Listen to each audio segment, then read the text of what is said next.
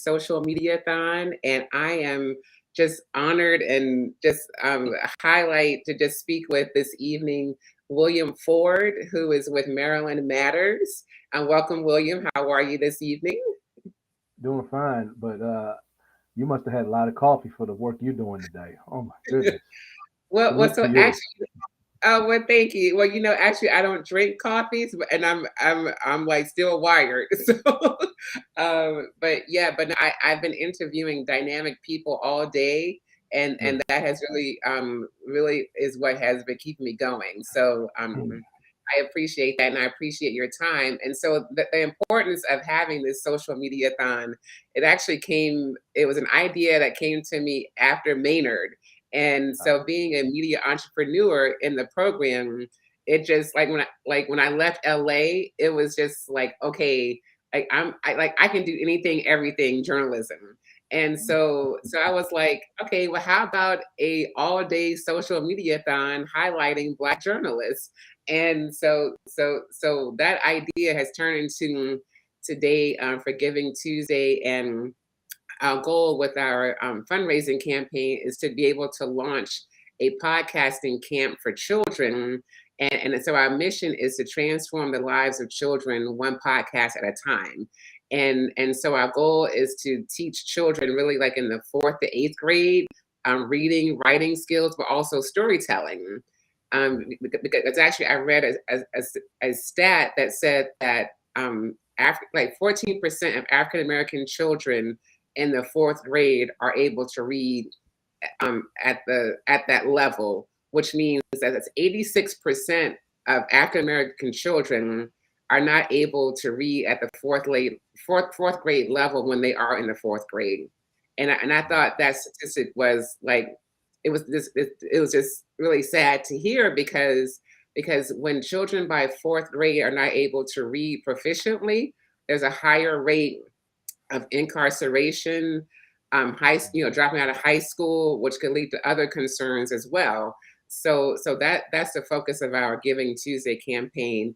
And so I wanted to bring journalists like yourself to highlight the importance of reading, writing, and how you can turn those skills, well, not skills, but being able to do that into being a journalist. So we welcome William Ford from Maryland Matters, and William, I'm gonna let you take the floor and talk about how you started as a journalist. So like take us back to little William and what inspired you to be a journalist. And thank you for being here. I really appreciate it.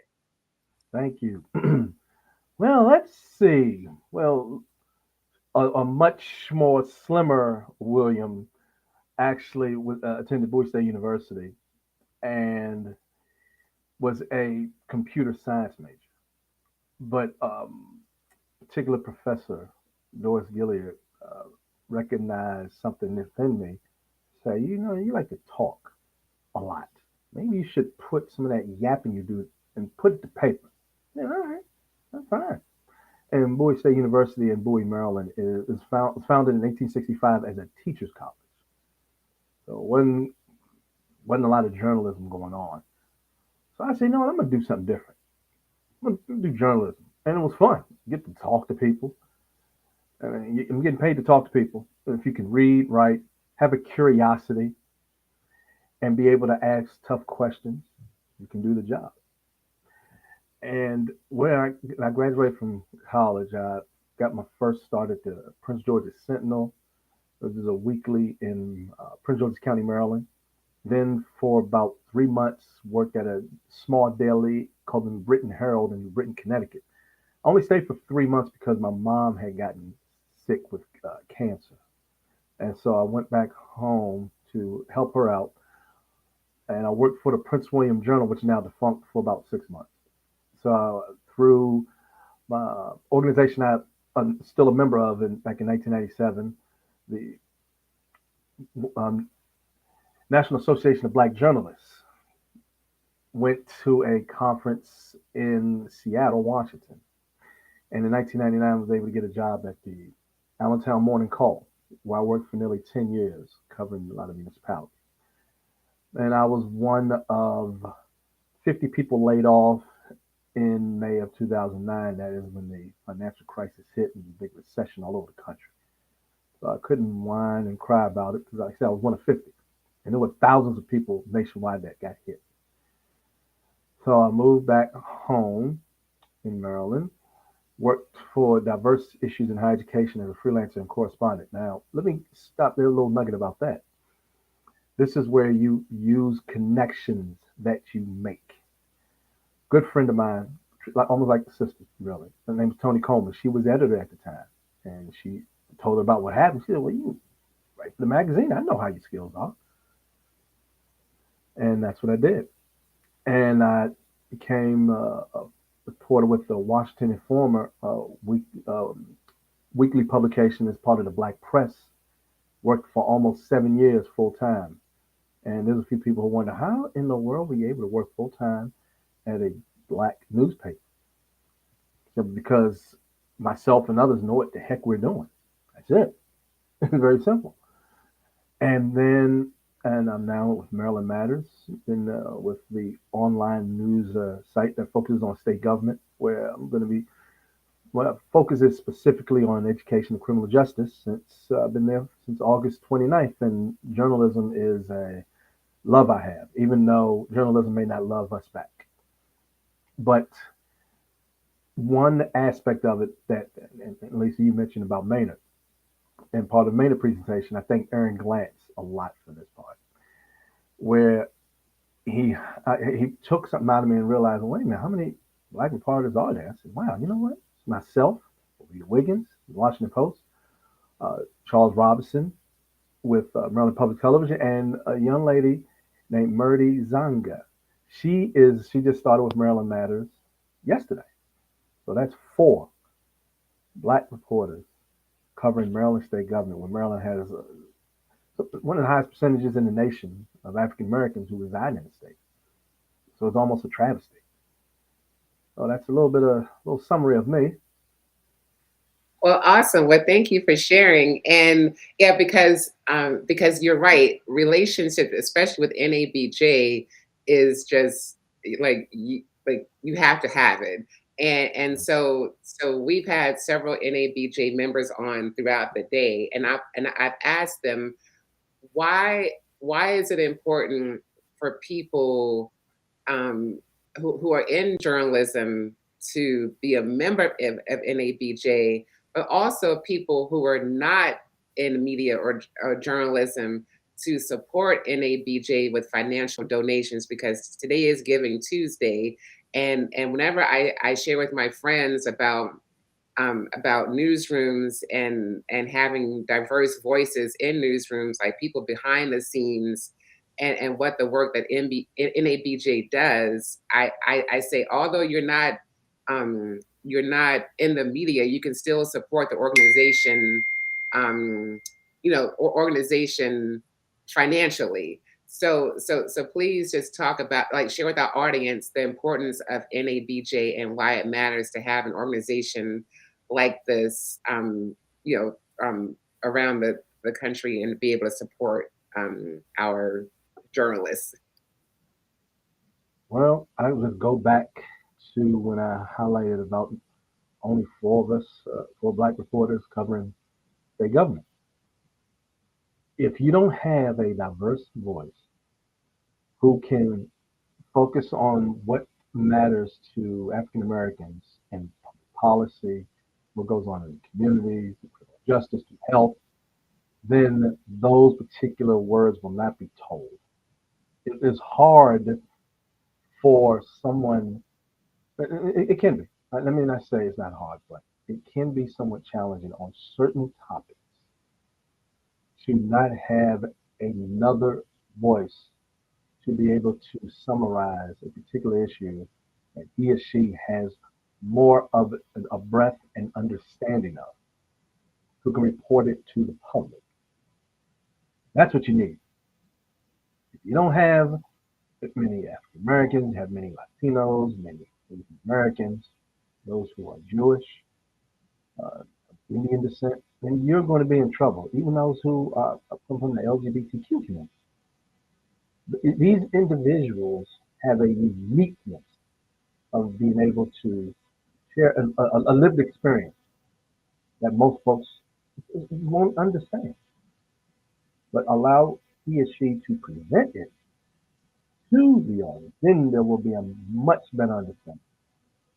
If you're going to represent, if we're going to have a full-fledged democracy that represents this country, then you need to have black voices who may not verbally speak, who may not hold a microphone in front of a camera, but we need people like myself, others, to be able to tell that story with the power of the pen, but most most now it's the power of the laptop. Yeah, and so now, so thank you for everything that you shared on answering my question. Now, so for our audience or people who are not in media, take us through a day in the life of William Ford, the journalist. How does a story come together? What stories are you working on? Just kind of give us a day in the life. William wakes up, he's ready to work on a story. How does that happen? And then also explain the process of from idea or story idea to actually being published. So if you can Well, do that, please. all right. Well, when I wake up, I have to help get a child to school. So that's how I actually get my day started. I'm the one that mainly takes my child to school. And I'll get usually email during the day. And Josh Kurtz is who's organizing everything right now while editor Daniel Gaines, she is on maternity leave, and she'll be coming back late next month. And well, Josh founded Maryland Matters, and he is a brilliant guy. So is Danielle, just smart individual. And get an email, say hello everyone, how's your morning going? What you got working on today? And usually, and matter of fact, we usually have a Monday meeting, go over everything, any story ideas or particular things going on during the week. We review that. Today, I went and pretty much wrote a small daily about the Maryland Attorney General releasing a report on the office's Independent Investigations Division. It was established through state law last year to examine cases of any police involved fatal shootings, fatal vehicular crashes, etc. And those cases focused on incidents from October 1st of last year, between October 1st of last year and September 30th of this year. And basically gave summaries of what it was doing. And it basically came through a package of comprehensive legislation lawmakers approved last year. But before that, that stemmed from George Floyd. And there were a lot of state and local, even federal lawmakers that was pushing for a lot of criminal justice reform because of what we saw with the Minneapolis police um, pretty much murdering George Floyd. So that's kind of how a day goes down. Certain story ideas we go through. I make phone calls. I'll send out emails. Just check with people on my beat, see if anything's going on. And Maryland Matters is a small staff, but we're a strong staff that focuses on politics throughout the state. And it's a reputable news site that has the pulse of politics. I'm very proud to be a part of Maryland Matters. Really am. Yes. And so, like with people tuning in, I really would like to highlight the importance of supporting local nonprofit journalism because what you all do with at Maryland Matters affects the entire state.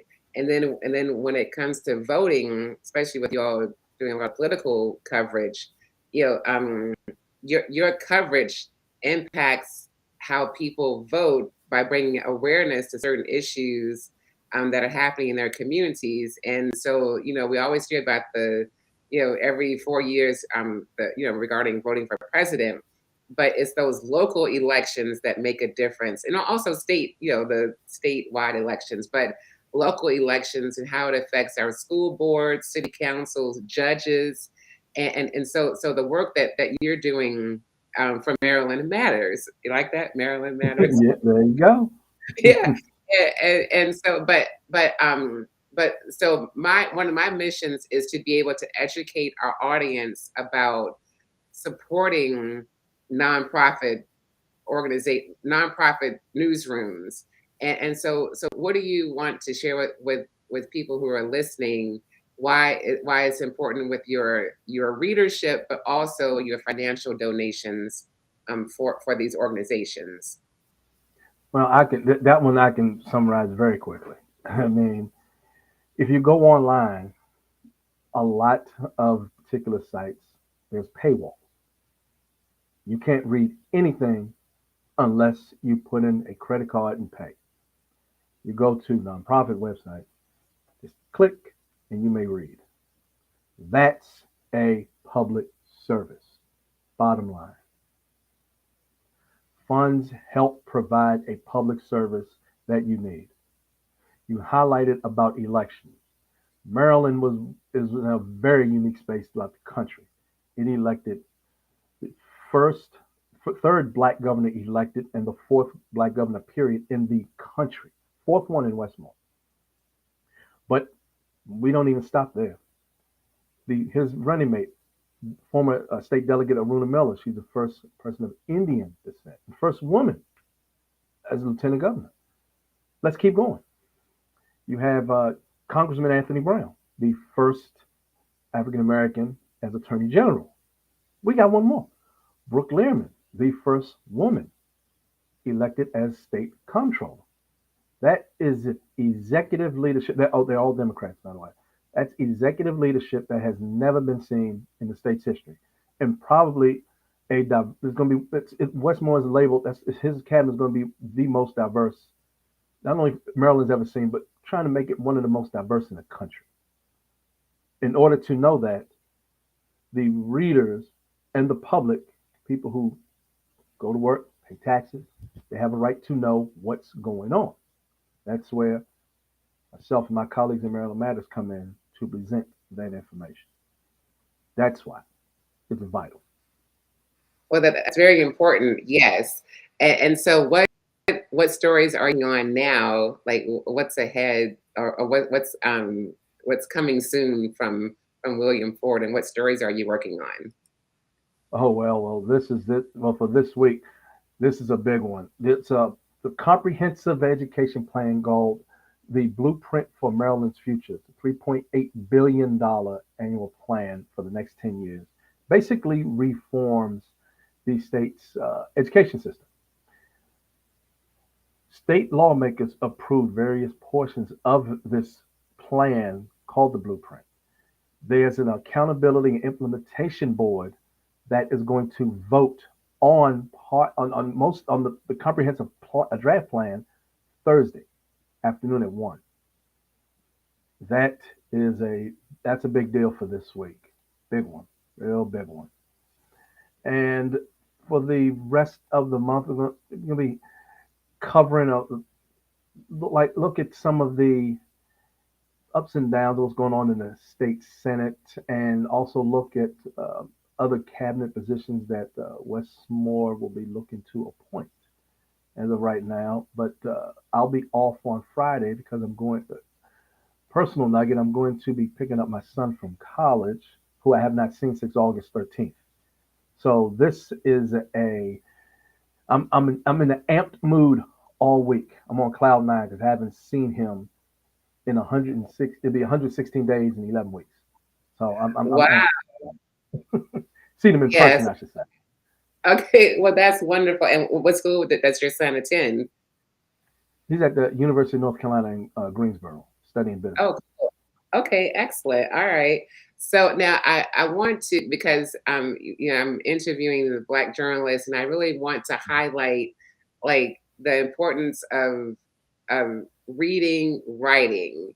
and but also at an early age. And because now with journalism, we have individuals that are, we're getting news in bite-sized nuggets, as I call it. And so like my friends, say, "Oh, I read the news on Instagram," or "I read the news on Facebook Live," and Yeah. it's just, I'm like, well, there's a lot more to it. So it's yeah.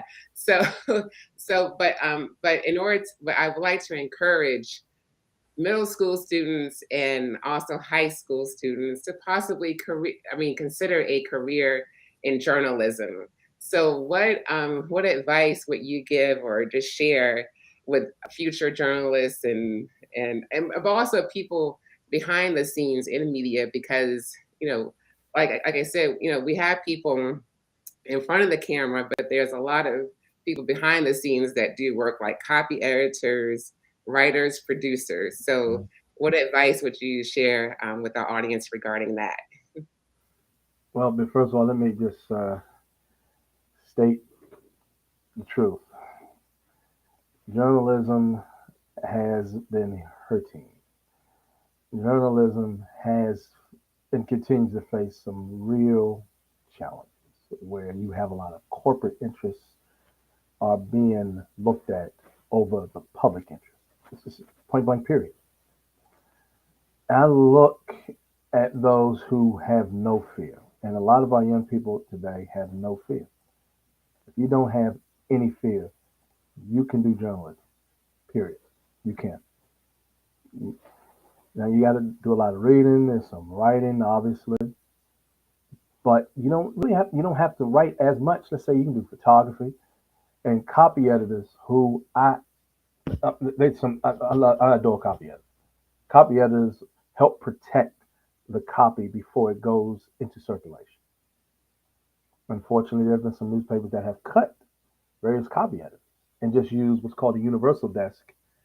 And if there's papers, let's say 5 different papers in a particular city, they'll have one universal desk at one location who will edit all these stories who may not even know about a particular region or area. If they're copy editing in copy editing office in New Orleans and they're reading something in Kansas City, how do they know what's going on in Kansas City when New Orleans? Hence, that's why nonprofit organizations are vital.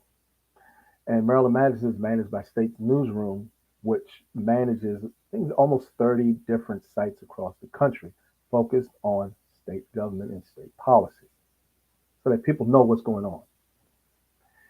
And I would just say for a young person, you read all the time when you're picking up your phone. I mean, think about it. We have our phones right next to us, right here. Just pick it up. You read something when you look at it. Sometimes you can find a particular topic that you love and just milk that topic, and just milk it. Where you can constantly write, talk, take pictures, producing of a particular subject. It be sports. I love sports. Just don't like the hours, but I love sports. So if there's a particular sport you like, follow through with it. If you like art, go for it. Nothing you can't do.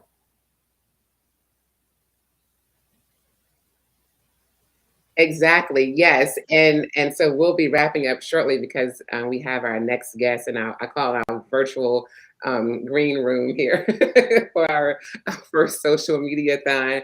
So so we met in Los Angeles through the Maynard Institute, which is a fellowship program that I am just grateful to be part of, Mhm. and with 52 other outstanding journalists. And when I tell people about the program, I say the future of journalism is in some good hands because Yes. we are just out here doing exceptional things, and it's just wonderful, to be able to be part of of a wonderful organization. And so, like I said, when I left Los Angeles a few weeks ago after our meeting there, I was just inspired, which led me to doing this Giving Tuesday social media-thon to raise money for our podcasting camp for children. And so I would like to know, what was your biggest takeaway from the Maryland Institute Fellow Class of 22 program that we have this year? Because Well, I it's would truly say been the outstanding. Yes, I was in the investigative storytelling track, and I couldn't believe how much togetherness we had as a group. There was a lot of love there, and we went. All of us went through. We went gone through similar challenges, but we all very supportive of each other. We learned from each other. We even gave even constructive criticism to make each other better. And out of one of these subjects, anything a little nugget that I took from Maynard and continuously, it, what not continuously, but immediately started doing more of is incorporating um, dialogue within my stories. And that came from Steve Padilla, who is page one editor at the LA Times. Thank you, Steve. Mm. Oh, okay. Well, shout out to Steve. So that's Yeah, awesome. So we're going to wrap it up because we have CJ waiting for us. And like I say, I'm just so glad that you were able to join me. And I look forward to reading your stories. You're just awesome. And it was always a joy to see you in person whenever we met in Los Angeles. And we'll definitely share with our audience how to read more articles from you on Maryland Matters. And so, in closing, anything else you would like to share with our please audiences? give. Please give. What Lisa is doing is most adults couldn't handle it in 2 hours, and she's doing it all day. I'm not saying that just to hype her up. I'm just it's the truth. There's no way I could have done this all day. You kidding me? And you're going to what? Is it till 9 or 10 o'clock?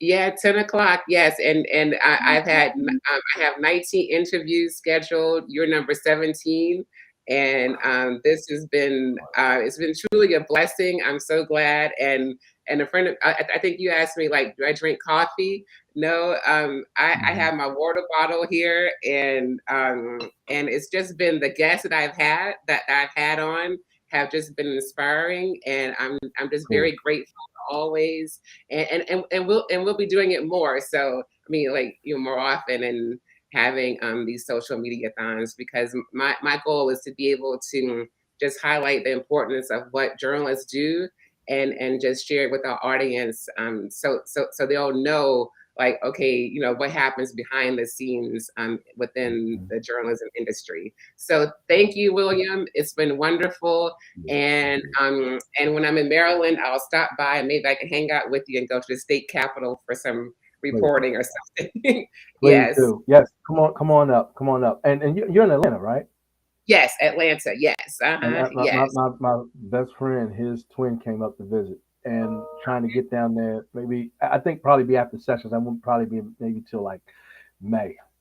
So it looks like Okay. May come down. Okay. But yes, Yeah. must stop by. Hey, thank you. Congratulations. Continue much success for real. Thank you.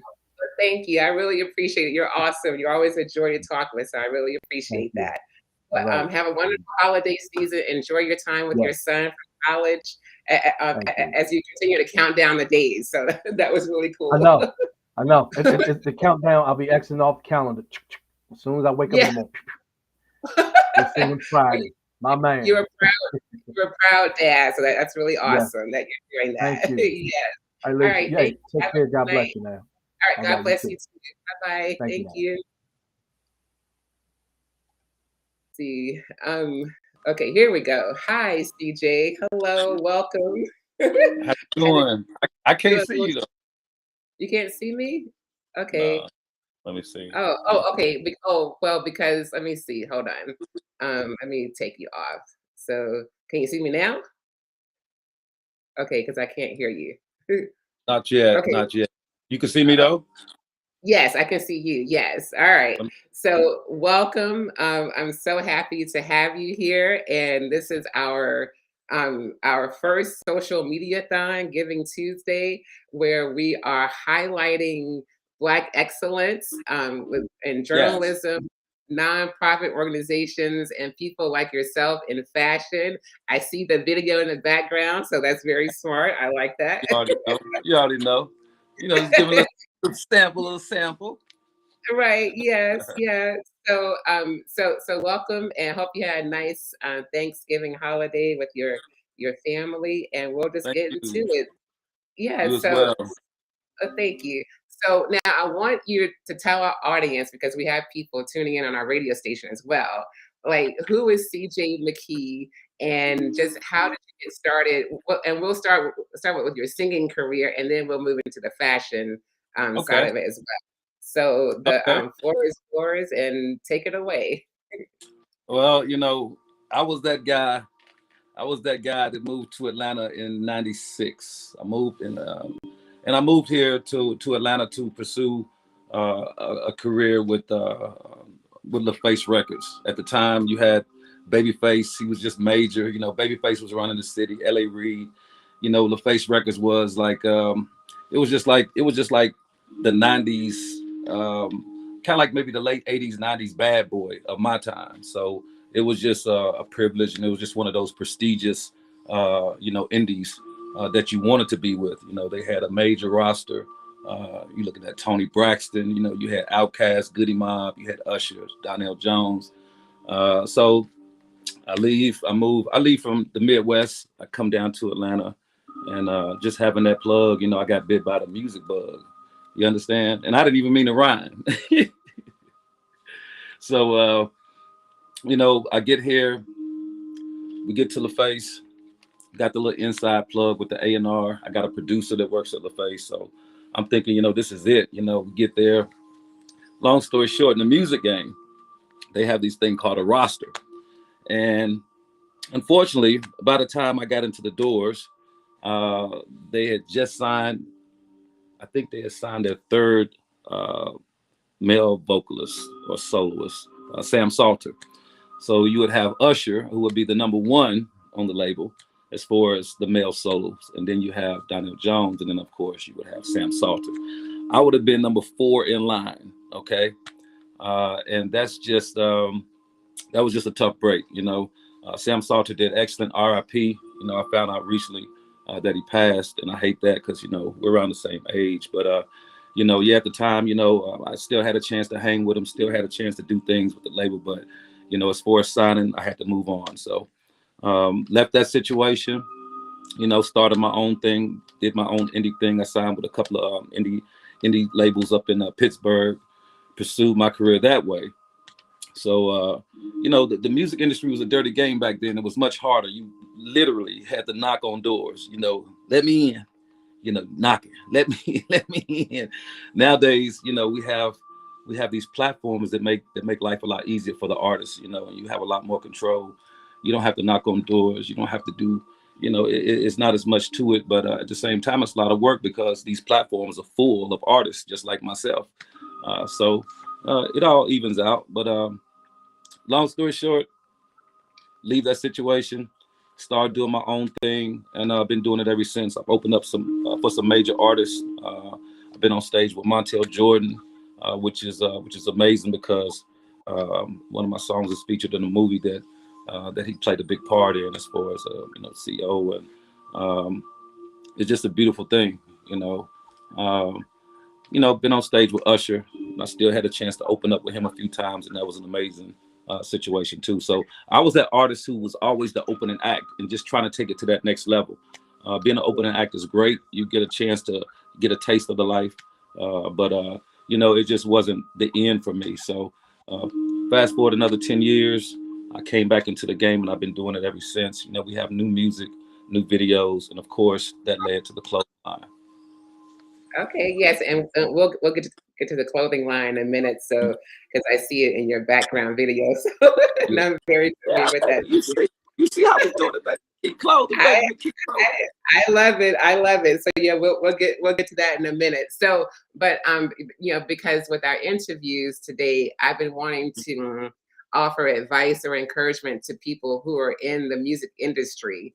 And so being an independent artist, and for anyone that's listening or will listen to our interview later, what advice would you give to them for staying focused and not giving up on it? Because it's a tough industry. And so what words of encouragement would you give to someone who's looking to get started, but also keep them encouraged to stay in the game, because it's a lot? Well, it is a lot, and I hate to sound cliche, but it's really about just believing in yourself. I used to hear that all the time. That has been very true as far as me in my personal life. So I can only, tell people from my perspective and what I went with and what I had to deal with. And like I said, back in the day, it was a lot harder. But, I tell anybody, if you really want to do this, you can. It's just a different game. Back then, it was about record sales, knocking on doors and getting with A&Rs and trying to hunt them down. You had cats jumping in front of producers singing, jumping in front of JD singing, you do anything you can. You may be outside the subway. You may just showcasing your talent. But if you believe in yourself, you don't have a problem doing that, So I always shout out the cats who go the extra mile, who maybe I saw a guy not too long ago sitting in front of Ross. He had a guitar, he had a beautiful voice, and he was just sitting out there. He was sitting on a bucket. He had his little hat out there, and people walked by and was just throwing him donations. And I did the same thing because it takes a lot. You really, it's just all about believing in yourself. That's bottom line. And like I said, I hate to sound cliche, but that is the thing. You could have family members who may not understand, who may not believe. It's a non-conventional lifestyle. It's a non-conventional job. But if you really love it and you have a passion for it, I tell everybody, keep doing it. Especially if you've been told, when you open your mouth and you sing, you rap, whatever it is you may do, country music, whatever. If you have people that's telling you, random people, not only family, hey man, you got something with that. You need to keep doing that. That's always confirmation that you're moving in the right direction. But giving up is just not an option. I mean, that's number one. You can't give up. The other thing is, it's the platforms have made it so easy. I never thought I would be back in a position where I was recording music again, but I was blessed to meet my man Blake Magic. And when I tell you I got a one-stop shop, I would tell people, get you a good graphic designer. I would tell somebody, get you a good videographer, get you a good photographer. Used to have headshots back in the day. Well, all this stuff is digital now. Everything is digital, and even the platforms, everything is digital. So if you 3 or 4 people, I have it all in one person. So I've been blessed to have somebody on the team that does all of these things. And I'm sure there are other people who do it, but it's rare, So I would say if you really believe in yourself, you have to invest in yourself. Okay. That's my man, but it's still a business. So, we invest. I work, I do other things to make money, but I take some of that money and I put it to the side to constantly invest. Okay. You want to have your swag down. You want to have that style down, studio time. All of these things take money. So it really is an investment. And I tell people, believe in yourself and believe in yourself enough to invest in yourself. Okay. Because nobody's going to come to your door and shoot you money so you can invest in yourself. Believe me. Okay. You have to get out there and do whatever you do to get your money. I don't knock anybody's hustle, but let me tell you, you have to take some of that money and you have to reinvest in yourself. Okay. Those are the main things: believing in yourself, investing in yourself, not letting anybody deter you from your goal, especially if you know you got it. Okay. Absolutely. Well, so you inspired me just from that message. So thank you. but also, okay, so now take us through your songwriting process, because you've written several songs, and because like I said, I want to just share with our audience like what like the behind the scenes of what it takes to get a song together, from the words to your Yeah. beat, the melody. So just kind of take us through CJ's process of creating a song. Well, I've been blessed to have producers around me. A lot of those relationships that I had, those guys are still producing. They just changed it up. So my process, of course, I had to change the style up because R&B changed. And one of the main things you have to do is you have to stay afloat of what's going on right now. So, everything is constantly changing as far as music. A lot of people say R&B died. I don't agree with that necessarily. I just think that every generation has its own perspective, what's good to them. Okay. But talent is talent, skill is skill. You got to be able to appeal to a large audience, and I want to appeal to some of the younger cats out there, but I also want to appeal to some of the older people, even middle-aged people. So my process I may first thing I'll do is I write my songs, and I always write my songs to a track. And it's so easy nowadays to do that. You don't necessarily need a producer, and you don't necessarily have to have a producer on the team, or even go pay a producer right out front when you're in the writing process or the song building process. It's so easy now because these same platforms like YouTube, uh, there I would say there are millions of beats and producers who are begging you to purchase one of their tracks. And the good thing about it is they'll put those tracks online so that you can do what you want pretty much. Now you can't take that track and make money with it, but you can still use those tracks. Say for example, if you have an idea, you have a melody in your head. You find a track, and you may have to scroll for a minute, but there's going to be that track that actually goes perfectly with the idea and the words, the melody in your head. Okay, so not only am I, a singer, but I'm a songwriter. So I will write these songs, but arrangement is very important. It's important as well. So I don't only think about, well, does this track go with this? Well, it goes with the track. It goes with the beat. The beats goes with the word. That's great. Everything is cool. But you still have to arrange this song to make sense. You have to arrange those words to make sense. So my process and the next man's process may be a little different, but I find it easier to just write the song. If I have a melody in my head, I will stop right there, especially if it's $1 million idea. I will stop right there. Everybody has a cell phone. Everybody has some kind of speaker, some kind of recording device on their phones nowadays. Most people do. And you just take that and you just record it. You capture that. You may have to come back to it later. But I'll, at the end of the day, I'll come back. I'll review these little things that I've recorded during the day. And I'll take that and then I'll scroll for a track. Or my man Blake Magic may just have that magic track already. The man can produce. The man can just go ahead and build one from scratch. But sometimes it's easier just to have that track available online already. You find something, you take that, and then you go get a producer like my man Blake to go ahead and reproduce that and just put your own touch to it. That way that track belongs to you, and you have no problems with with paperwork, if you dig. Yes, I understand. Yes, paperwork and legal, being able to track that legally is very important, especially in the music industry. Yes. So I completely Yes. understand that. Yeah.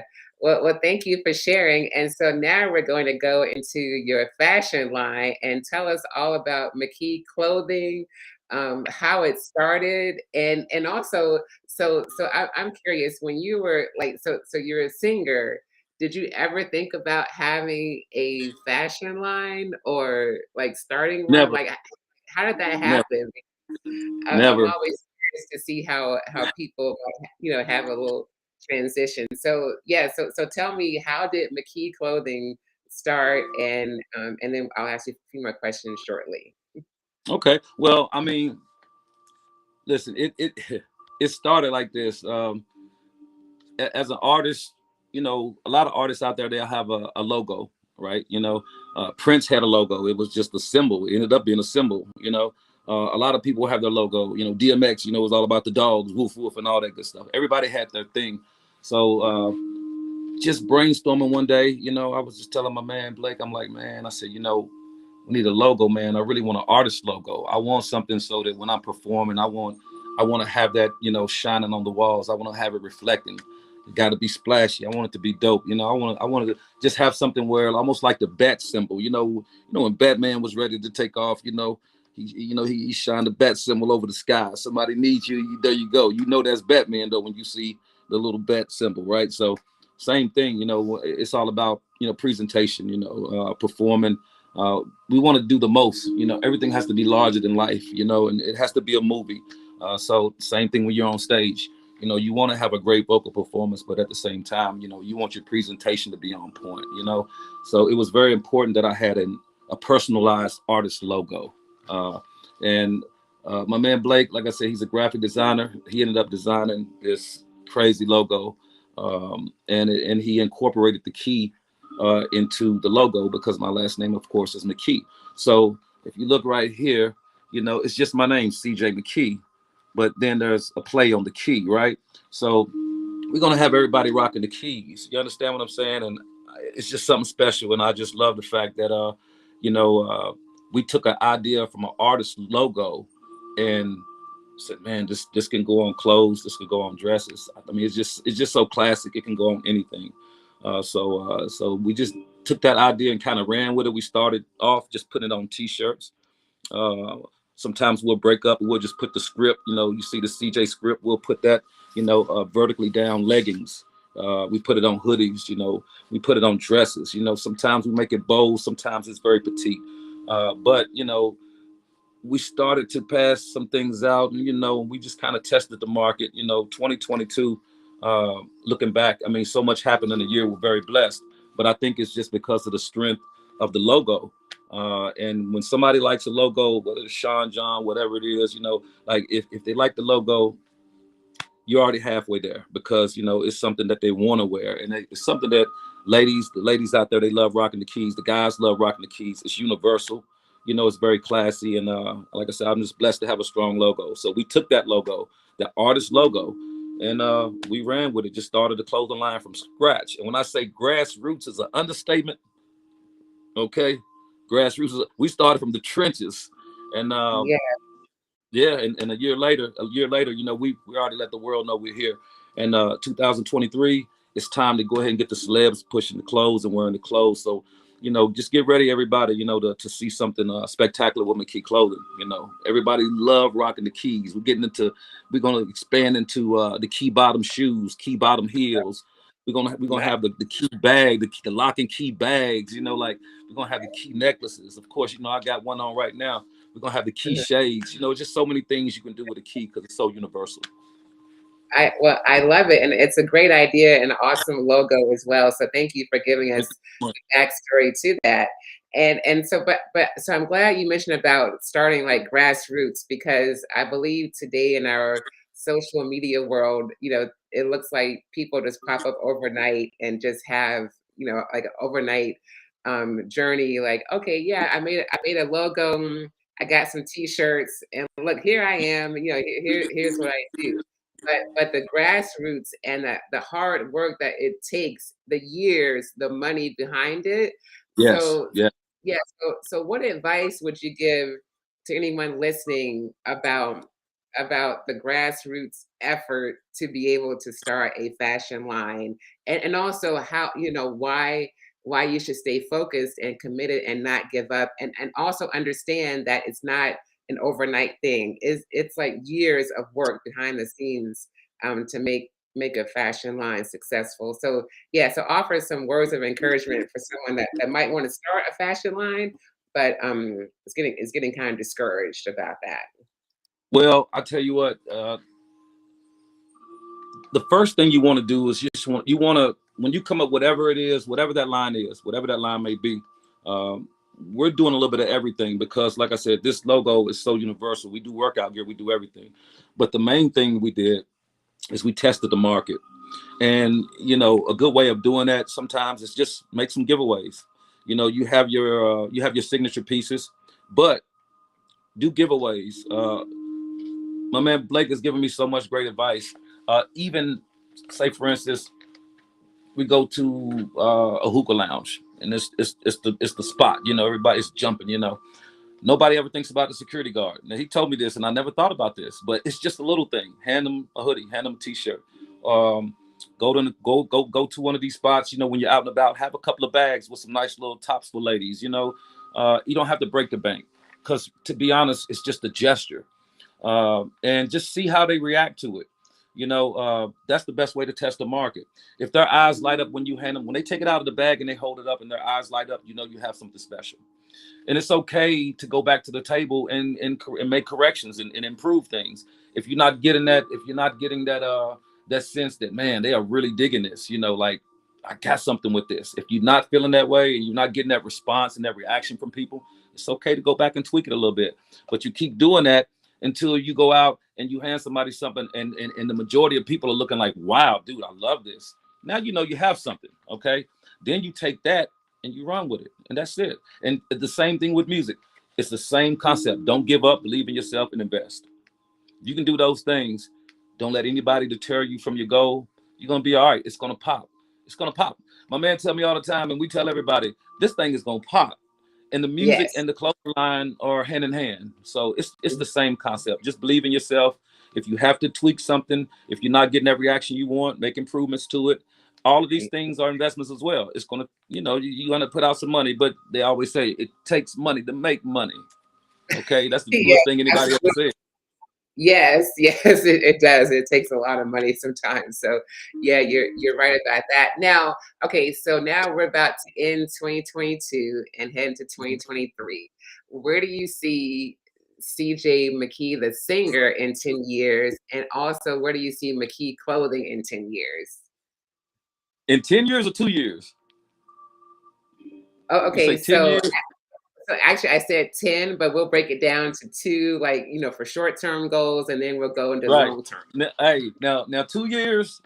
2 years you're gonna see, and when we have a list of people right now. We have some things up our sleeve. We have a few people right now already, relationships that we've already developed, between me and my business partner Blake. We're gonna take that, and we're really just gonna start focusing on having the celebrities push it, because in this game, it's all about numbers. Okay, it's all about likes. It's all about, the more numbers you have, the more views, the more this, all that stuff lead to sales, right? So you get one celebrity sometimes. That's all it takes, just to push it, just to comment on it, just to wear it online and say, hey, thanks for McKee Clothing for lacing me up with this right here, and sometimes that's all it takes. So that's the direction we're going now, getting the celebrities to push it. That could be an uphill battle sometimes, but we've been both blessed to have relationships that um, we have, decades of relationships with people, and then we know people that know people too. So it's always good to know people. That's another thing. It's always good to know people. And if you don't be scared to approach people. Celebrities are just people just like you and myself. They're just regular people. They're regular people. Sometimes it's bad timing, but you never know until you ask. And so that's where we're going right now. We're just going to start this marketing campaign. 2023 is going to be crazy. 24, I think by 24, we'll have the store open. Of course, I'm working on a website, online store. We're going to have a personal shopper, a little animated version of me, because I'm already animated, but we're going to have a cartoon animated version of me. It's going to help you shop, help you select whatever you want, anything you need. And it's major. So I'm super excited for that to happen. But by 10 years, man, we already through the roof. 10 years, it's going to be a household name. Trust me. Right. Believe that. Yes, and we'll come back to this video and say, remember in 2022 when you said this, and Yes. look at you now, and see where it is. So now, Yes. because we'll be closing out in about 5 minutes. We have Laura Coleman in our virtual waiting room, that I call it. So I'll bring Okay. her on to talk about mental health. But actually, so yeah, so like take us back to, because I remember you told me a story about when you were a little boy, like, and also having three sisters, correct? Yeah, three sisters. The And worst. Yes. The worst. okay, Yes. Yes. Yes. yeah. So like was little CJ singing around the house, or what was that like? No. Like, No. No. okay. I wasn't singing. I wasn't singing around the house. I didn't really start singing till my mother forced me to get into the church choir when I was probably about, I'd say somewhere around maybe 13. I was a teenager, I think. And of course, I was against it. I had my cousins in the congregation laughing and pointing and he, and they wasn't forced to sing. So I get behind the tallest guy, and I would just try to hide. And you rocking back and forth with that gospel music, and I'm just trying to hide. But eventually, my aunt who played the piano, she realized, she said, hold up, I just sung something one day, and she heard it. She said, hold up, do that again. And I ended up singing a couple of little lines, and she just said, hey, you got a really nice voice. And she helped to cultivate that, and by the time, I hit high school, I'm on the back of the bus. I'm beating on the back window of the bus, high school, baby, singing Can You Stand the Rain, baby. I'm singing all the classics, I'm beating up, and I got my partner, he's singing, Ralph Tresman, I'm singing Johnny Gill's part. We doing our thing, and the girls was like, oh my God, and they were loving it. And then I think that's when I really realized, what, I could do this. This is something I can do, and it can be lucrative, and it can be something, it's something special. When the ladies are screaming like that in high school, you got to go ahead and take advantage of that and go ahead and start putting the pen to the paper. You feel me? Yes, exactly. And also, so earlier you mentioned about being able to open for artists like Usher. So tell me, what was the most exciting program or concert you've been in that just left you like when you went home, you're like, wow, I just can't believe I just did this. So I is opened there up, one? well, that would be the one. Now, Usher at the World Congress Center, opened up Okay. for him at the World Congress Center, which that was just incredible because that was probably at the time that was my biggest audience I've ever performed in front of. And as an opening act, it could be really hard to get a crowd to even pay attention because they're waiting on the main act. So a good opening act is always going to have what it takes to get the crowd going, and that's and that's what you want as in as the main act.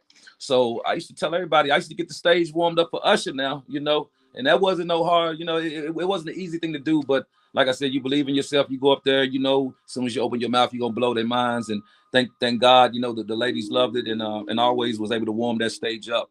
Montel Jordan, Radio One Music Fest, Cleveland, Ohio, at the Hyatt downtown Cleveland. That was the next biggest audience I ever performed in front of. And this is when Montel Jordan had just finished his album. This is how we do it. It was just a big record. Everybody knows this is how we do it. So he was just the man at the time. And I was just a young kid, but I opened up for him. Same thing. I was able to warm up the stage. The ladies was loving it.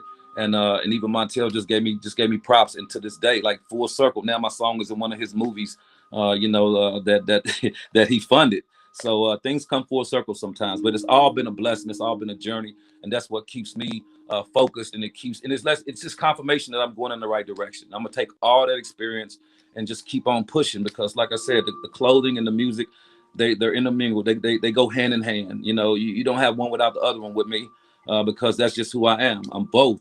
So you're gonna see both. One may pop before the other. Can't tell you which one, but they both gonna pop in the end. Okay, awesome. All right. And so I have one more question for you before we end. And because I'm a big fan of the R&B Money podcast with Tank and Jay Valentine. And so one of their questions is, what is your musical Voltron? Is there an like Voltron back in the day. So who would be your musical Voltron, or what would that consist of? Because I like asking people who are in the industry this, because you're able to tell us more about why and who and which area. So I'll give the floor to you. Who is that? I would say Dave Hollister. Okay. Dave Wow. Hollister of Blackstreet. Dave Hollister of Blackstreet, hands down. Dude has an incredible voice. Um, I don't necessarily sing like him, but I just appreciate what he can do with his voice, and that's it, and I have other greats, Tevin Campbell. I love the true vocalists because I came from an era where you really had to be a true vocalist in order to even sell one record. So Yeah. it's all about just being phenomenal with your voice. And yeah, I'm gonna sing something that's gonna be really hard for you to imitate. I'm gonna do something every time. It's gonna be a challenge, and that's what I go for. That's what I shoot for. That's what the great did. Patti LaBelle did that. Patti LaBelle gonna say something that it's gonna be hard for you to do what she just did. You feel me? And that's Yeah. what I try to do as well. But still keep it stylish. Still keep it classy. Everything is classy, sassy, a little nasty. But it's okay. Yeah, it's okay. Well, we're going to wrap up. We have Laura Coleman next up for our social media-thon. And I can't thank you enough for being here with me and being able to talk with you about your career as a singer. Okay, we just lost him. So, okay. I don't know what happened, but okay. So I'm going to bring Laura in shortly. So let's see. Let me switch screens here. But that was CJ McKee, who is a singer, fashion designer of McKee Clothing. So really appreciate him joining us tonight. And I will bring in Laura. So let's see. Hello, Laura. Hi. How are Hi, you? good evening. I'm well, thank you. How are you doing this evening? I I'm excellent. So thank you for being here, because I'm excited to Thank talk you. with you, because mental health is one of the subjects that I really want to enlighten our audience about. Mhm. But I'll just introduce what we're doing here. So I'm Lisa Tinsley with KISA Media. We're having our first Giving Tuesday social media-thon, where we're highlighting nonprofits and also Black journalists to just talk about their careers, and also because it's Giving Tuesday, highlight nonprofits that you can support as well, like from in many areas. So mental health is actually one of the like mental health education, primarily like primary school education, are very important to me, and it's one of my like target subject areas throughout our coverage on air. And so that's why I'm glad to have you here, because I would like to learn more about why you started here us, but also just give us some like background on who Laura Coleman is and how you yes, and yeah, with your career and also in this field. So I'll let you take the stage here and just introduce yourself to our audience. And thank you for being here. This is awesome. Oh, well, thank you, Lisa. I do appreciate the time to speak about this. I know it's been a long day for you, so I appreciate it. I think I grabbed the last slot.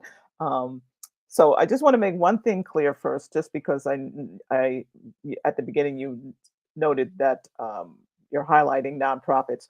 Hear Us is not a nonprofit organization.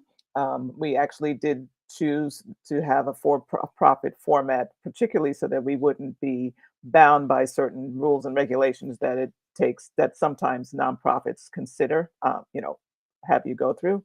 But so let's talk about Hear Us Mental Health and Wellness. We're a coalition. We're actually fairly new. We became official at the end of the summer.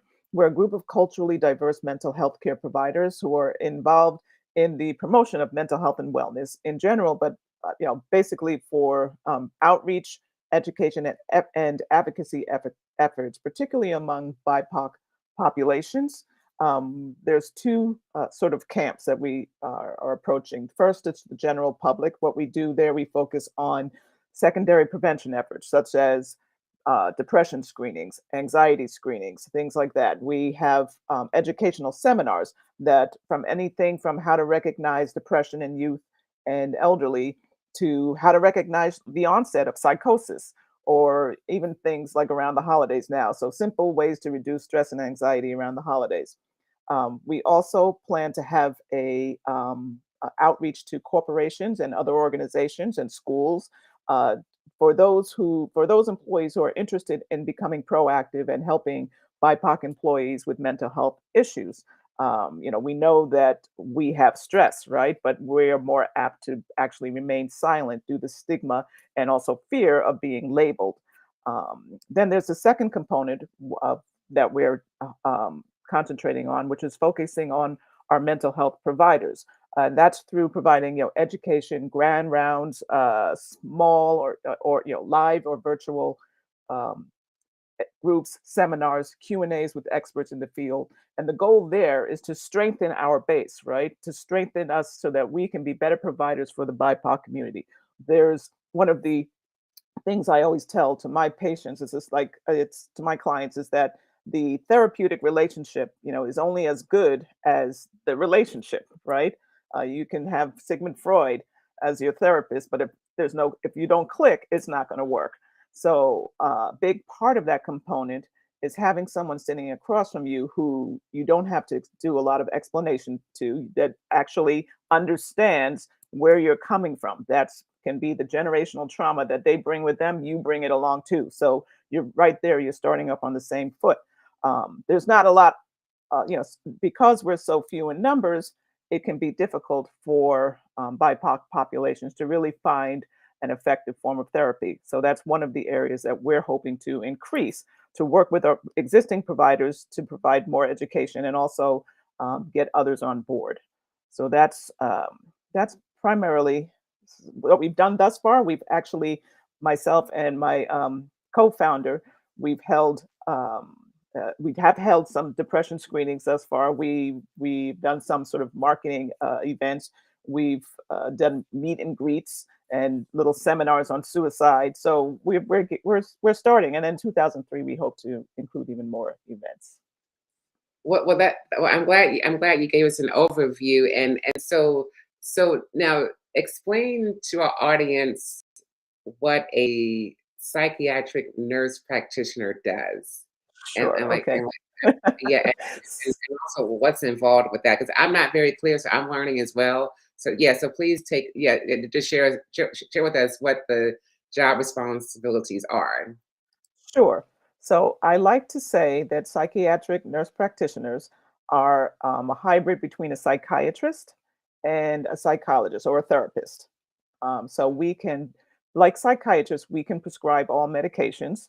I mean, there are some certifications that you might have to go above. Like I'm certified for Suboxone, so I can treat, people with addictions. I'm certified for Clozaril, so I can treat people with psychoses. So there are other certifications that you can get, but basically, I can prescribe medications as well as I can provide therapy. That's the Rogerian therapies, the CBTs, the DBT, any kind of therapy. So um, generally, it's long gone are the days of Freud where you would take have one doctor sit on their couch and they'd spend hours with you just taking down notes and also give you meds. Right today, it's all insurance and it's all money based. The psychiatrist sees you 15 minutes in some cases, maybe even less, or and they're basically okay. You're taking the meds, you're good. Any side effects? Okay, bye without, and then you have to go to a separate therapist. I truly believe that it's got to go. It's best to know what's going on up here and what's going on in your life as well, because that's the only way I can properly prescribe anybody medication. If I also unless I also know what's going on with them at the same time. So the psychiatric nurse practitioner is in a unique position to be able to do both. It starts off as a nurse, obviously, we're all nurses. So, and then you extra training, your master's, and the certification to become, working in the field for a number of years. And then you go on for your certification to become a nurse practitioner. And in my case, I specialized in psychiatric nurse practitioner because all nurse practitioners, obviously, there's specialties in different fields. So that is the psychiatric nurse practitioner. Some doctors are Okay. on board with that. Some doctors, they get really upset when they say because some reason they think Oh, they're stealing your job, but you're not. no, no, I hate to hear that, but no, I can see. I mean, I don't understand the concern, but yes, but yeah. So the work that you do is extremely important, and but now tell us about a depression screening and what that involves. Like, Sure. what are you looking for? Yeah, because I think a lot of people think, oh, he's depressed, and Right. or someone might be um, showing little signs of depression, but is there like little depression or Right. greater depression? So kind of give us an overview of depression and Right. also what the screening looks like. Mhm. Okay, so that's a great question. So, like one of the events we held towards the end of the summer, we basically pitched a tent at one of these outdoor events, and my co-founder and I we offered depression screenings. Now, is that ideal? No, because of course it's a big fair and there's 8 million people walking. But we carved out a little place in the tent, and one on one we could talk to a person. If you go to your regular doctor, right, they should, I believe, all most of them now these days, your regular primary care will issue what a PHQ-9, which is like I don't know, 7 to 10 questions that ask things like, have you been feeling, low, depressed lately? Have you been having trouble sleeping, eating?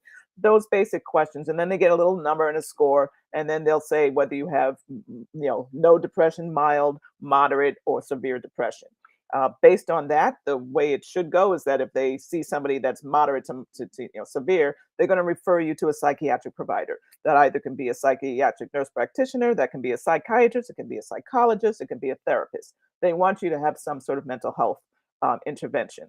From there, then we do our full assessment, and I tell people like my initial assessments are all 90 minutes. If I'm first meeting you now, I don't want 30 minutes, I don't want an hour, I need 90 minutes because you want the whole problem. You want the whole story. Some people can't, they were having a bad day when they took the test and they're fine now. They're like, I don't know why the doctor gave, tell me to come to you, but he said I should. So it comes from doing a very thorough assessment of the individual. As far as a little depressed, you can have situational depression, like things will happen that are situational that'll cause depression. There are some people that have more of an organic depression. And those are the people like just feel like there's, regardless of what's going around, they can just never feel really happy. Then there's other, forms of depression. I mean, to be the clinical depression, which is a major depressive disorder, there are actually certain criteria that you have to meet in this little Bible called the DSM-5, which is a diagnostic manual that you have to check off. Great for a guideline, but still, if one person is one tick off, like, well, okay, they haven't been in bed for 2 weeks, they've only been in bed for a week and a half. Am I going to say that they're not, depressed? Maybe not through that criteria, but obviously they're still depressed. So you can have a little depressed. So I think you're talking more about labels, and so there is a criteria that you would need to meet to be labeled as having major depressive disorder. But other than that, anybody can be depressed at any time for any reason. Okay, yes. So now with mental health, because we like nowadays people say, oh, well, you gotta check on your mental health. Mhm. And I want you to break it down for us because like and this is really education for me. So we hear about depression a lot.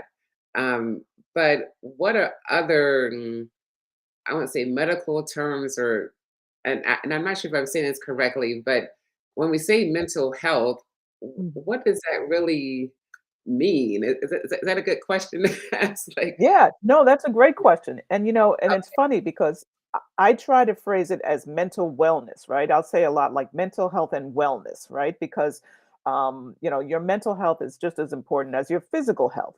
If things are going on with your physical health, it's going to affect your mental health.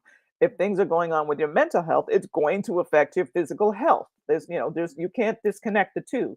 So when you talk about mental health and wellness, it's basically how are you navigating through life? How are you able to get through your ADLs? They call that activities of daily living, right? Do you find it? Are you eating? Are you eating, sleeping? Exercising?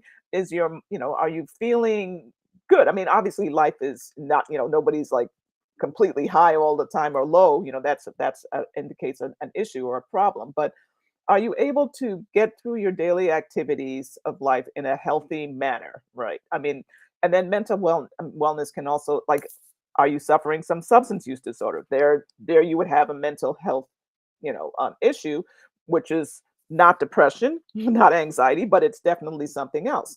So when you're talking about mental wellness, it's about your ability to function in life. Are you having trouble navigating? Are you spending hours in bed when you should be up playing with your kids? Have you not showered in 2 weeks because you just don't have the motivation or anything to get out of bed? Are you always anxious? Are you walking around feeling like always looking around you or just feeling like, waiting for the other shoe to drop or heart pounding or just shortness of breath? Are you just wound up so tightly that, you can't really function properly? Um, is your sleep affected? Are you not able to sleep because when you lie down, you have negative thoughts going around, ruminations, going over and over and over in your head, and you're, getting yourself down the rabbit hole, so to speak. So mental health it can be numerous things. It's not always the serious ones like you see on the news, like some individual who has schizophrenia, and they always highlight them because it's like, oh no, yeah, it's just that's a mental illness too, you know. But so is depression, so is anxiety, so is extreme stress. So mental illness is all about how how you're able to survive in your life, in your environment. yes, well, and like I said, thank you again for because I'm learning a Oh, lot yeah. from you. So that's why I was glad when you signed up. I was like, oh, great, this would be a great conversation. So I'm so glad you're here. But and I'm always concerned about people like you who are in the field working with patients that are having mental health concerns. How do you keep your mental health going? And also because you go, I mean, it's your job and Mhm. the people that you meet are sharing stories with you that I'm sure are just on all sides of just a wide variety, and you're Right. hearing that every day. Yeah. So how does a mental health professional take Yeah. care of their mental health. And also to be able to keep going and with your job Yeah. because it's important what you're doing, but you have to, I'm sure you have to possibly step back and just say like, wow, Right. yeah. So go ahead. No, it's great, and it's a great question, Lisa, because like I think of you who've been sitting there since what, 7 in the morning. I mean, but you're Okay, so I'll tell you about myself because you mentioned happy people. yeah. And my friends will tell you I'm the one that's always smiling, Hmm. and I'm just so grateful.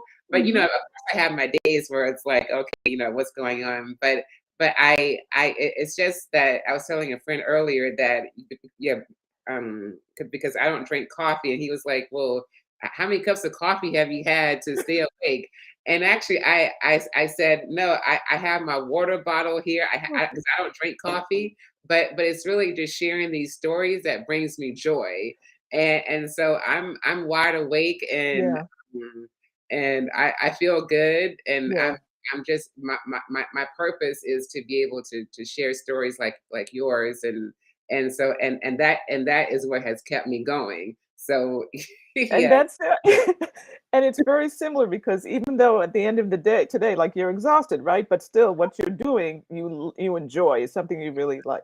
And you're right. For me, it's like there is a joy. Like I mean, these things are the best weapons that, the best things that we have. I will put my ears back in when helping people. It's like many people, it starts with somebody willing to listen to them. I mean, truly listen.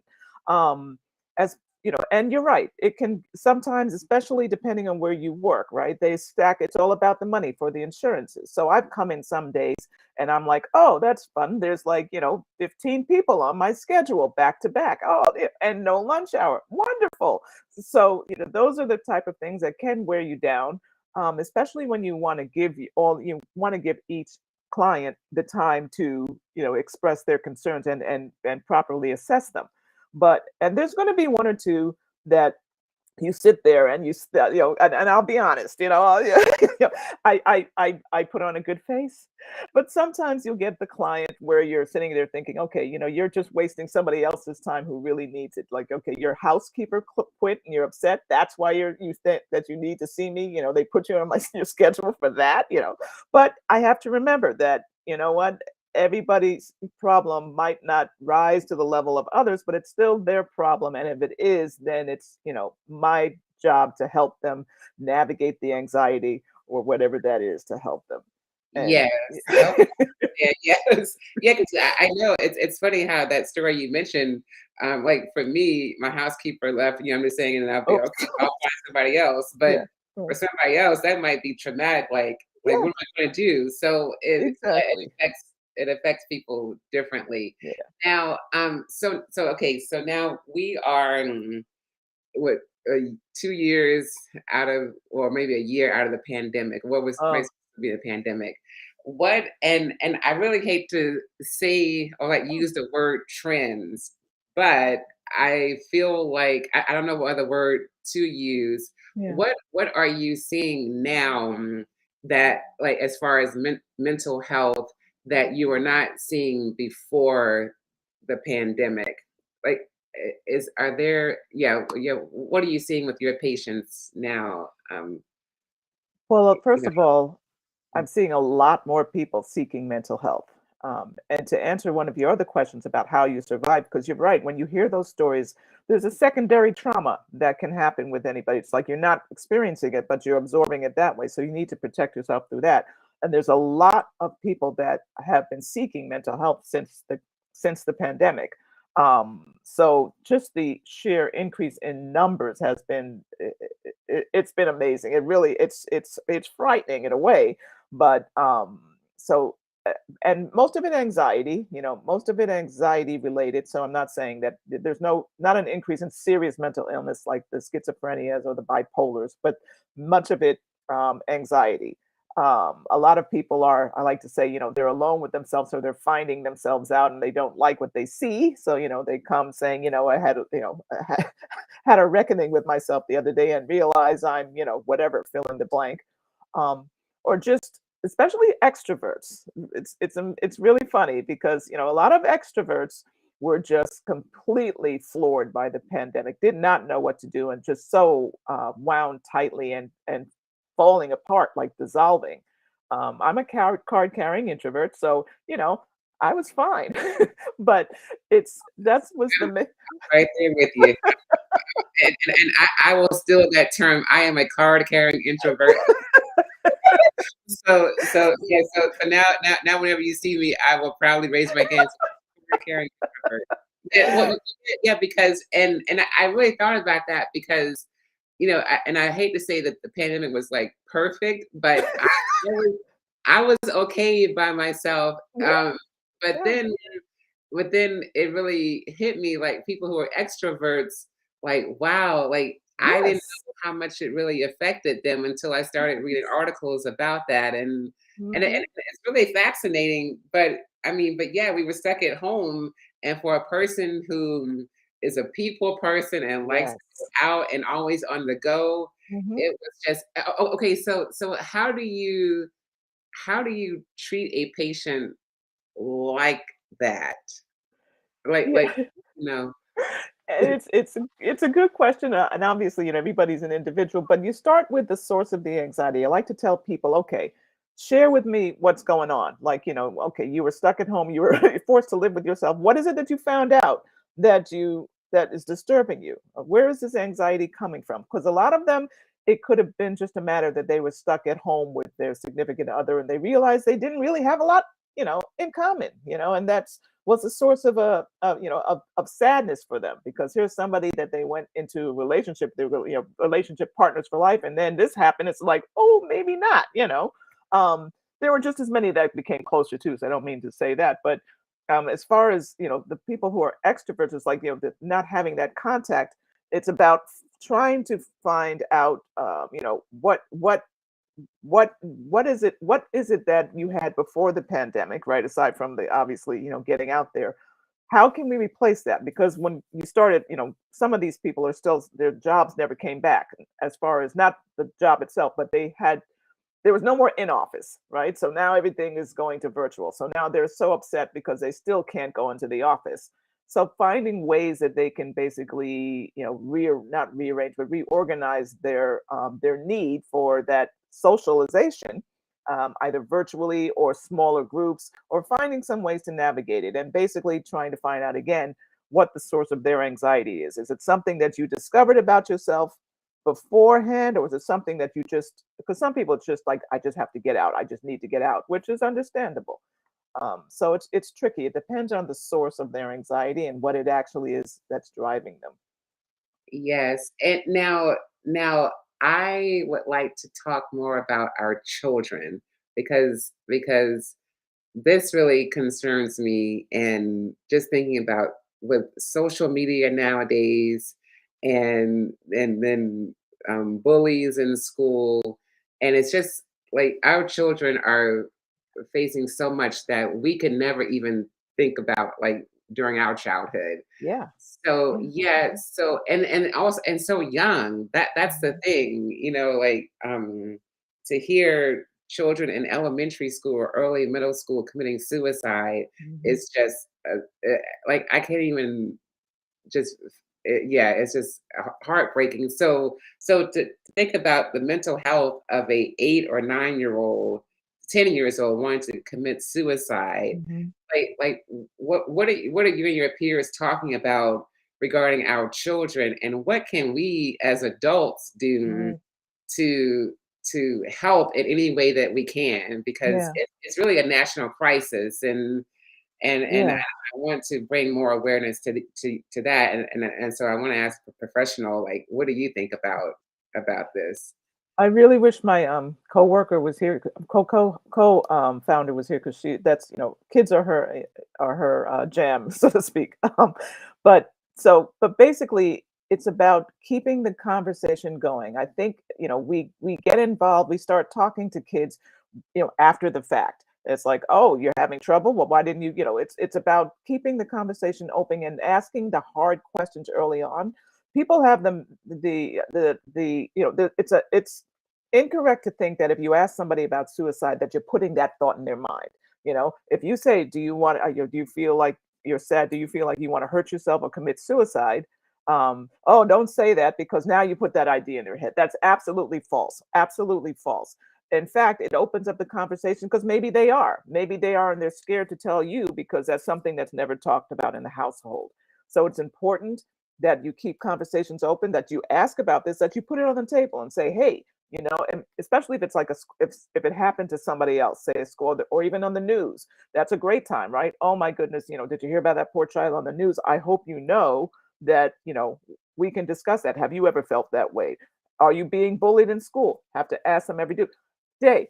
Let them define, outline for, sorry, let them know, define what it means to be bullied, because there's so many levels of bullying that you can't really, that, we have, that some people might think, well, that's not bullying, but there are so many levels, right? So sitting with children and being very specific about what exists out there and what they might encounter, and then their recourse, what to do. They're going to come, you talk to me, and it will, you talk to me, and we can work it out. We can find a solution.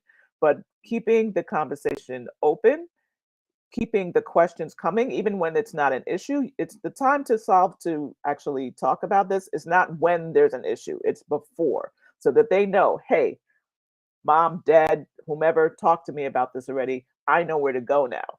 I know that this is bullying. I can identify this. And we can't be afraid to talk about suicide. We just can't. We have to let them know that they need to be able to come to us if they're feeling that way. If they're feeling like they just can't. They're so sad, because it could be anything. It could be situational again, or it can be organic. And can you imagine if it's an organic feeling that you just don't even know where it's coming from, but you just have this overwhelming sense of depression that you don't want to be here? Needs to be discussed, needs to be talked about on an earlier rather than later. Absolutely. Yeah. And we'll definitely share the story, because everything you're sharing is just important. I really want our Mhm. audience to hear this. And I will bring your partner in one day as well during our interviews, because I definitely would like to highlight children and mental health. So Yeah. we'll definitely make that Talking, happen. yeah. And I just saw a pop up, talking to your kids daily and checking in on their feelings and offering support, and let them know you're willing to listen without judgment. Just Yes, so, absolutely. Yeah, very important. So thank you, Makita, yes. for sharing that. So I Yeah. have two more questions, Yeah, sure. and then we'll wrap up. So the next question is, so let me see. It, oh, I just lost my train of thought. Well, okay, yeah. So so what advice would you give to young people who would like to enter the space that you're in, and any words of encouragement to them to pursue this career, because it's very important, and I feel like, and we definitely need young people, I'm sure, to get in school and have the proper training for it as well. So what advice or suggestion would you offer to someone who's listening that might consider a career in this field? Yeah. I mean, first of all, I really think you have to love it. You can't, people go in, sometimes they look at, how much can I make being this type of nurse or this type of doctor or whatever, and they go into it for that.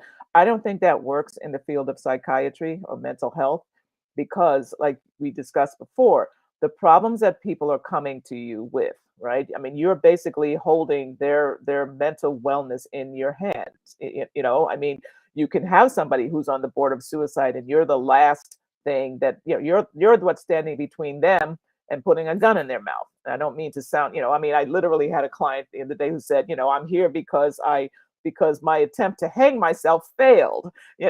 So it's like you're sitting there going, okay, now's not the time to to mess around with this. But I would suggest, my first thing is that you have to love it. You have to really want to do this kind of work. If you're good with people, talking to people, if you know how to listen. It's not about talking. People think you go in and the psychiatrist sits there and talks to you all day. No, my job, I do not, it is not about talking. It's about listening. It's about really listening, hearing what they're saying, not making judgments. Um, And maybe if there's someone you could shadow, if you wanted to get into it, shadow so that I mean, it's a little tricky because obviously it's a very private or personal thing, but some people are willing, right? To just shadow somebody to tell them so they can get an idea of what is involved, how much of it is involved.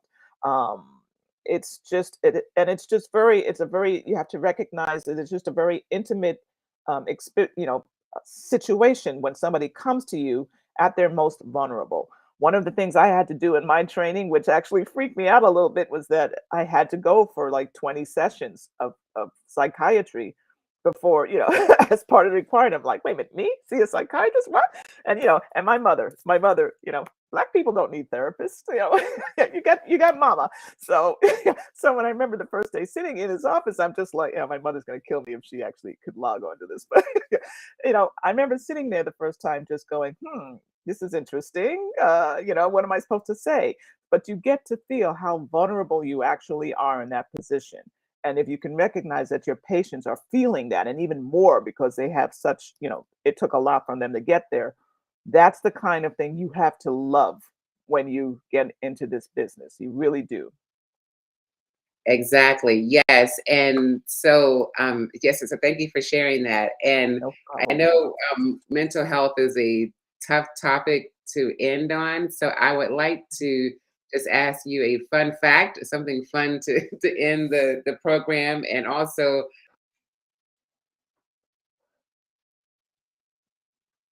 a fun fact about Laura Coleman. So Fun what is, fact. Oh my yeah, gosh. so is there anything you would like to share with our audience Fun that fact. smile, or like, I mean, it could Okay. be Well, a favorite TV show or favorite family memory. fun fact. I played Yeah. at Carnegie Hall twice. Wow. That There is we go. a fun. Yes. So, so tell me about that. That's No, awesome. it doesn't work unless I leave it at that. Play the guy. No, it was with the borough. No, it was with the borough-wide orchestra. It's when I grew up, they had. I don't know if they still have it. It's just a lot smaller, but yes.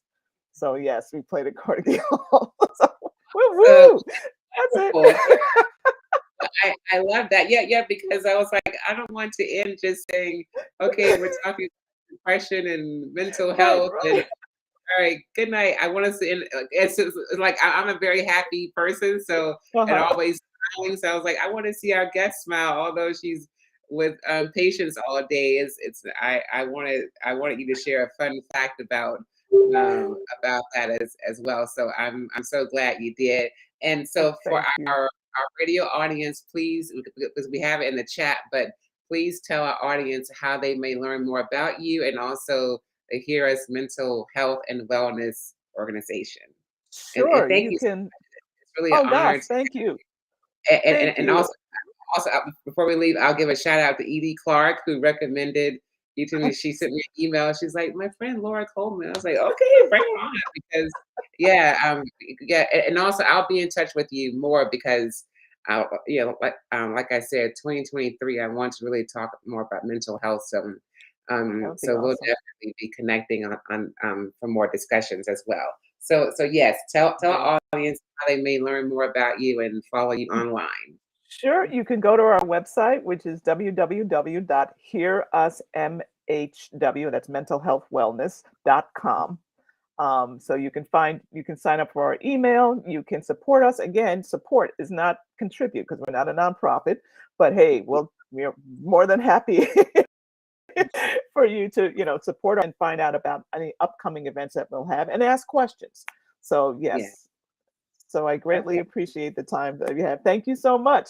Well, thank you, and yes, and this concludes our first social media-thon. So I'll go ahead and just we'll sign off. I'll do a little quick thank you, but have a wonderful evening, a wonderful holiday season, and we'll Same to you. definitely be in touch with you. Wonderful. Same to you. You take All care. right, Okay. have a good night. Bye You bye. too. Bye bye. All right, so this concludes our first social media-thon.